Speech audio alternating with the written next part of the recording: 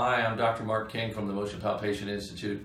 I'm just showing a little quick demo of a routine office visit of a patient that I've adjusted times before. Actually, Dr. Kowalski is a chiropractor, and so I've worked on her before, but this would be a typical scenario. Now, I've kind of done some of this already for brevity, but I wanted to get you to get the idea of what I would do. I would start with a normal seated scan and try and find areas that feel restricted, and then I can go right into my treatment from there. Notice that I go way up into the cervical spine and then come all the way down to about T4 when I do the CT area, and I can then start to localize. I feel a little on the left first rib. T2 on the right here is restricted. When I go in and check extension in the thoracolumbar junction, she has that. So she's got some kind of typical things that a chiropractor might have from working on patients all the time. A little loss of extension at the sacroiliac joint on the right, on the left not so much. So I can go right into my adjustments from here. I can start in a number of ways. I think today I'll just start with the sacroiliac joint, adjust that, and then do the thoracolumbar area, and then come back and recheck and do the CT junction. So I'll bring her over to this table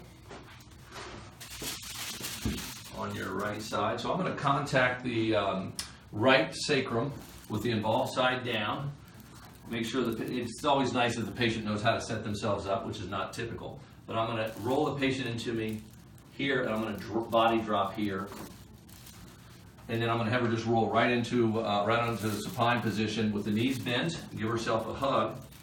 Drop her head back a little bit. And I'm just going to come in for a loss of extension at the thoracolumbar junction here. And then tell her to roll onto her side, and then come on up, and then come back over here. We'll recheck this, and then do the CT junction. So I go right in and check that loss of extension, which is better at the sacroiliac joint.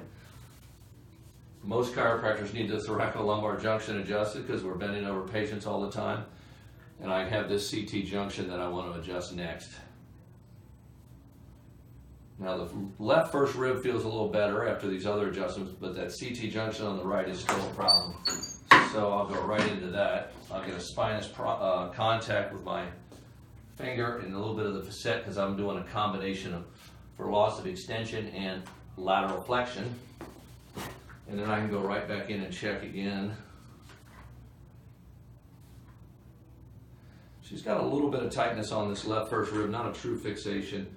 Feel a little stretch there. Get a little stretch on the scalenes and see if it's just a little bit of tight scalenes. Because I know this patient, I know that she tends to get tight in her iliofemoral joint, so I can go right in and check that. Yeah, that's kind of what I would call a fake fixation at that left first rib. So if you go supine on this table, I'm going to just get a little more mobility in the iliofemoral joints for the posterior capsule. So I can go here, am I pinching in there?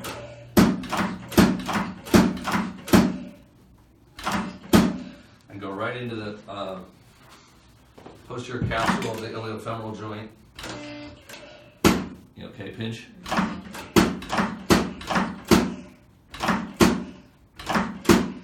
And then if I want to, I can go into a little PIR stretch. You feel a stretch there?